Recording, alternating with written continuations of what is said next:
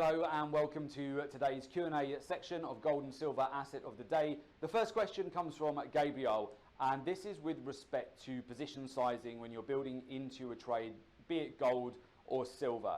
And yes, absolutely, this is a function on most trading platforms where you can actually scale in to a position. You don't need to go in, for example, a full one lot size. Often you can also trade in mini lots, you can trade in micro lots, and that enables you to add to your position and scale in as the price is breaking out, for example, into your direction, or if you're looking to build into a position as the price may be breaking down, therefore averaging in a particular entry price as long as you have an edge and you are looking ultimately for a very clear direction. So if we have a look at silver, for example, at the moment, the gold to silver ratio has in fact started to break back down again today, back at 84-1, which is suggesting over this week silver again could start to outperform gold. We've seen gold hovering around 1,500 at the moment. Silver is currently trading at $17.85 an ounce. That's after breaking down to around that 17.25 level just yesterday. We are seeing some support here. We also had some support, of course, as a result of the geopolitical risk over the weekend with the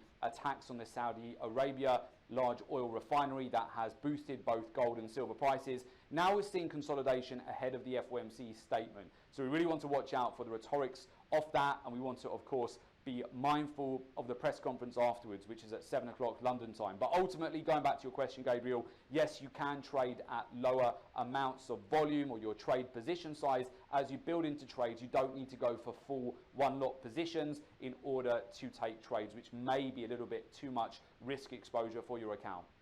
Our next question comes in from Sebastian, and that's with respect to silver prices over the course of this week. Very much like gold, silver also got the safe haven bid at the weekend as a result of the attacks on Saudi Arabia's biggest oil refinery. And that, of course, saw both gold and silver get a significant bid off the open on Sunday through to Monday. And we're finding support right now on silver around that $17.25 handle. What I'm looking at here is that $18 level. I want to see whether silver is going to be able to reclaim that level. Potentially, if we do, whether that's on the FOMC statement later on this week or actually into the final week of September, which is next week, then we could start to springboard back above $18 and then make the move back towards the swing highs again. Overall, from a seasonal point of view and a cycle point of view, usually the precious metals and silver in particular picks up momentum in the final week of the month. This week, we've got a lot of traders squaring up their positions ahead of Wednesday's FOMC statement. So that can be a catalyst for some really big moves. So that definitely needs to be on your radar. That will be Wednesday at 7 o'clock London time, and the actual press conference afterwards is at 7:30 p.m. The final question today comes from Lucy, and that is with regard to correlations in the market, what you should look out for when you're trading silver.